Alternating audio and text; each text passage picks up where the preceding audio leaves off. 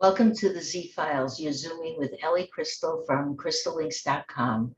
Today, I want to talk to you about something I didn't even know how to title, even though I've read clients who fall under the heading of something called digital nomads. These are people who use telecommunication technologies to earn a living and conduct their life in sort of a nomadic manner, in the sense of, I call them free spirits. That's what I call them.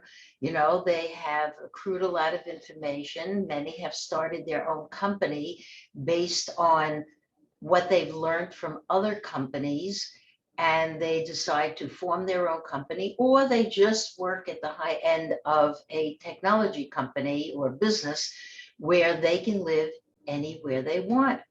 To me, they're free spirits because being cooped up in an office is just not for them. It could be a home office, but that gives you the freedom to get up and walk around and do what you want. But for the most part, they've got their laptop, they're good to go, they're smart, they're intelligent.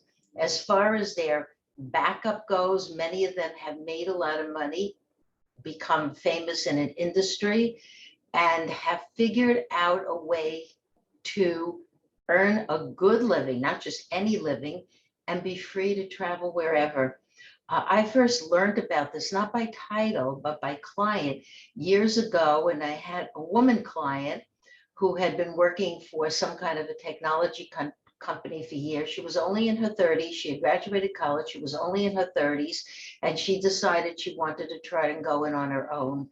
And she did. And she was lucky and she was successful, and she became financially independent. And she just has a career that gives her the ability not just to work and make money, to which she is totally responsible, but also she was using this opportunity to go on her spiritual journey. She wanted to find out, who am I? What am I about? I know I have to make a living. She eventually, like other people, you have to have backup if you're just going to live around the world. But she had bought her own home. I believe it was in Florida. I don't think it was here in New York. So she had that to go home to. She was, just renting it out in the times that she was gone. She had a little nest egg put away. She was young enough. She did not have a husband. She didn't have children. So she was young enough to just go and fly off to different countries and have different adventures and do spiritual things. And at the same time, as long as it was Wi-Fi, she could get online, and she could do it all, and she loved it. And as far as her finding a guy and settling down, she said if it's meant to be, it's going to happen. She didn't even know if it was going to be here in the United States or in Europe or any of the wonderful places she had traveled. Also, as a spiritual nomad, she had met others of like mind, and they had shared information, and it made their businesses grow. Sometimes they started yet another company where they could just share what they were doing. So there was and is a lot of growth for that. The ability to work remotely can be done anywhere. It could be in an apartment that you rent somewhere, or an Airbnb, or even go, in the old days, people used to go to these coffee shops. It depends. There's libraries, there's a lot of different ways that people can get online. There's a lot of very interesting things that people in that community share with themselves and with others. It's not exactly for everyone. It's for people who can afford to do this, who do not have to be at a board meeting. And remember something, along came the pandemic. That was about 16 months ago. And with the pandemic came the wanting to not go back to the workplace anymore. Like, why do I want to go back and work and be in an office situation, which is usually very stressful, have a boss that I may or may not like, and be part of that if I don't have to be? Some people have to, but in the meantime, I can go out, and it's still free spirit to me. It still means You can go where you have to go. You can develop your spiritual side and your academic side and your financial side. It's not for everyone. You really have to be emotionally and physically equipped for it. I've heard of senior retired men, couples, the man and the wife, who have said he doesn't want to retire. He wants to be part of the business he's built. So what they do is they get some kind of an RV and they travel around the country, and he's still able to go in with his laptop and work and feel important in that regard. And yet all the things in the years that he built his business, he may have missed with his wife and possibly children, he can now enjoy all of that. They can go and travel from one state to another and be with the children and the grandchildren. So technology has opened it all up. Now, the reason this came to me is because I watched something on NBC the other morning about a couple who had left their home. They were stuck at home like most people were during COVID, which was the bulk of 2020 last year from March into this year. And then the vaccines happened and people started taking the vaccines. So pretty much COVID as we knew it and know it is gone. And now it is something called the Delta variant or Delta plus, or maybe they're two different things. But there is definitely something there. There's no two ways about it. But people want to get on the road again. People do not want to be cooped up again. They don't want to be home again. They don't really want to commute back and forth to an office. They want to do anything they can to earn a living, and just move on and be free. With all the perks that the Biden administration and the Trump administration gave people, it gave them an unemployment window where they could think about what they want to do. Do they want to start their own business? Do they want to completely change their career and go back to school? I believe that unemployment, this is July 7th, 2021. I believe that all ends in September. But a lot of people just took the time and just said, hey, I'm on unemployment. I'm just going to hang out and whatever and see what happens. That feeling of I'm going to see what happens when people just sit there and go, oh, the universe will bring me a career. It'll bring me a job. I'm not worried. Don't let that rule and guide your life. Please don't. And if other people are becoming these digital nomads, that's their destiny. It doesn't mean that it's yours. It's just a very interesting way to live your life. And as always, because we live in a bipolar reality, there are downsides and upsides to it. But because of COVID, people are changing the way they see the workplace, what they want to do when they return to the workplace. Many have, most have, and how life is different. People were in, you could call it a rut or whatever. They had responsibilities, financial and other, to family and to themselves to earn a living. And so they just became part of a routine. I get up, I do my things, I go to work, and they became part of it. And then when it all came to a crashing stop, March of 2020, they had time to reflect on many things in their lives. What's important in terms of earning a living? Where should they live? Because climate's really taking out the planet, one place or another. I mean, New York has been seeing a lot of 100-degree days. It's droughts and wildfires. And right now, as we're talking, there is a storm called Elsa that's hitting Florida, the west coast of Florida, and it's going to cone all the way up and probably get, some rain and some part of it in New York as well. So we all know climate is here to stay. Climate change is accelerating exponentially. There's nothing we can do about that. And all of what is happening in reality is suddenly kicking in for people. Like, I want to do something different. I want to do something else. Relationships, a lot of relationships fell apart, whether people lived together or were divorced or whatever. They fell apart during COVID. COVID was like, you could call it a reset. Okay. It reset our values. It reset our careers. It reset the way we look at education. you suddenly, a lot of students are like, I don't need to get into $200,000 worth of debt to go through college. And then what? I majored in art history. What am I going to do with that? I majored in literature. What am I going to do with that? So it's like everything is reset, and we have to put it alongside of everything else that's going on in the planet. So doing things digitally, even getting into the AI world, and I don't know, people are going into space. Within this month, we're going to see two people going into space. One is Jeff Bezos, and the other one is, I forgot his name. He's from England, another billionaire. He's going up into space this month, the 15th, I believe. The other one's, he's going on the 12th, 11th, and the other one's going on the 20th. They're going up to space. They're going to take their journey. They're going to come back. What's a few $100 million here and there when you're that rich? But they're living life differently. Everybody is living life differently.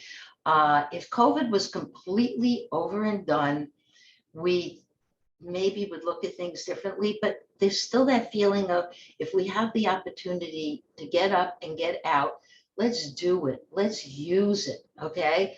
Let's do something, as the expression goes, to help the planet, to help other people, to be part of something bigger than who we are, to find out who we are, why we came here, what we're about, and all those age-old questions.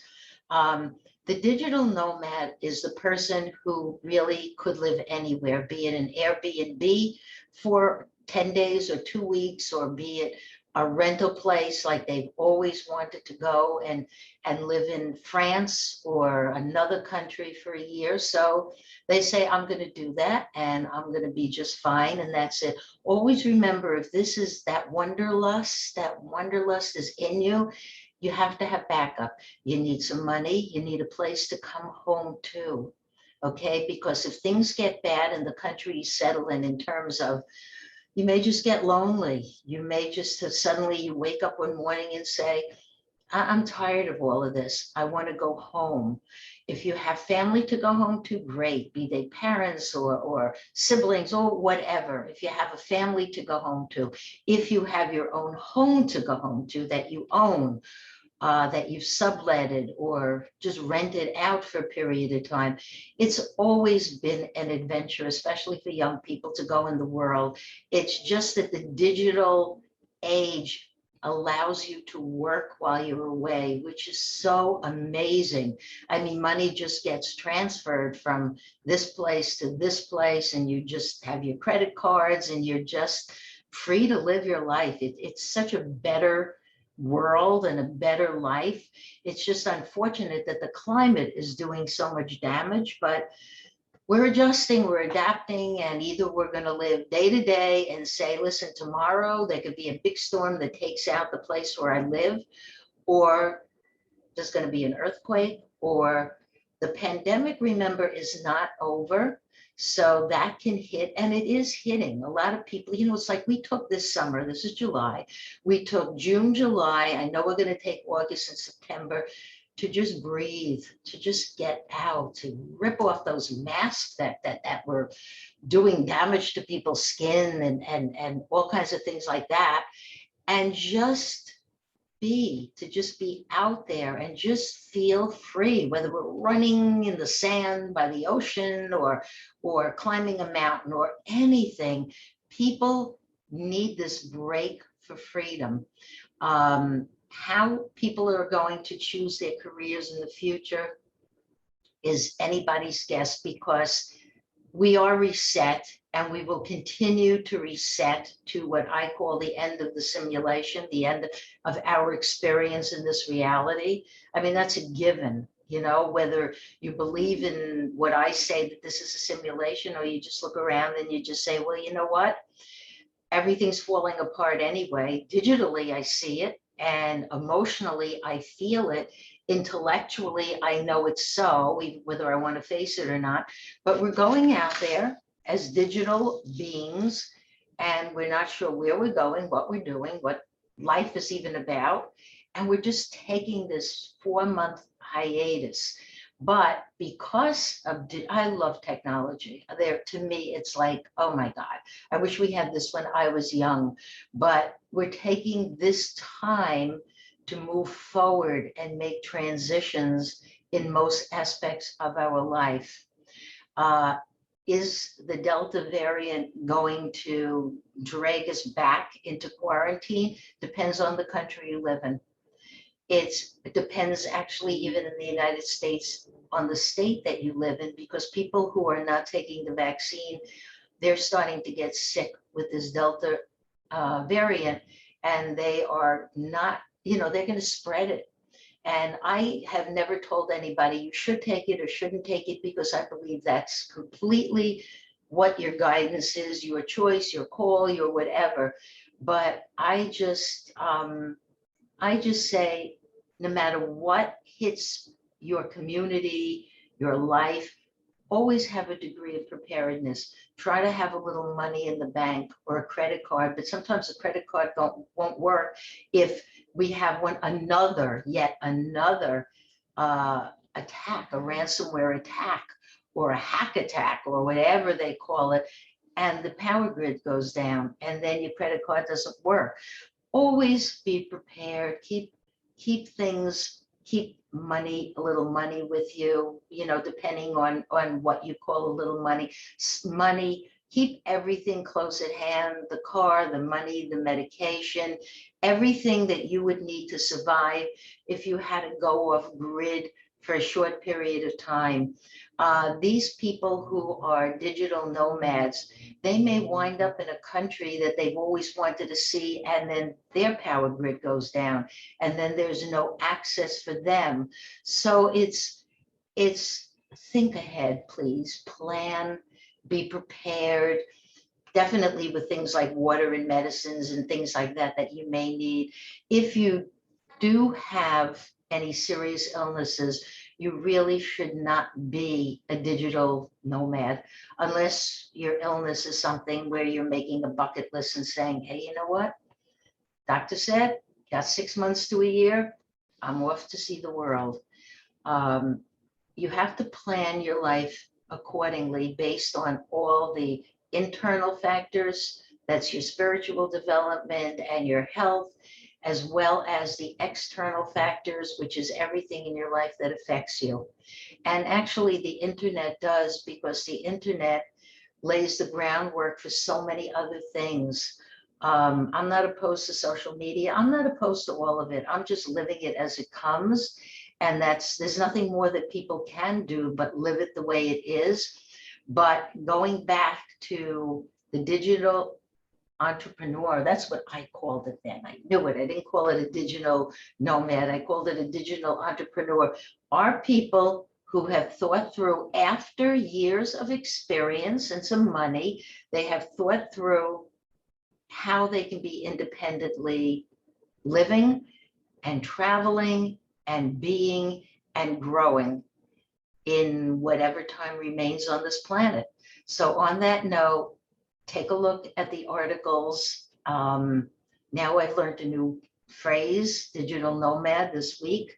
The family that was teaching it to me on the NBC little, short that they did, little sort of documentary, they quarantined for a while, then picked themselves up and went to another country, and they're going yet to another country.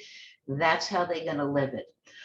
Everybody's different. Some people never leave home. Some people are like, nope, nope, nope, nope. Just think about who you are, where you are, what you want. And it's just a very interesting thing to me.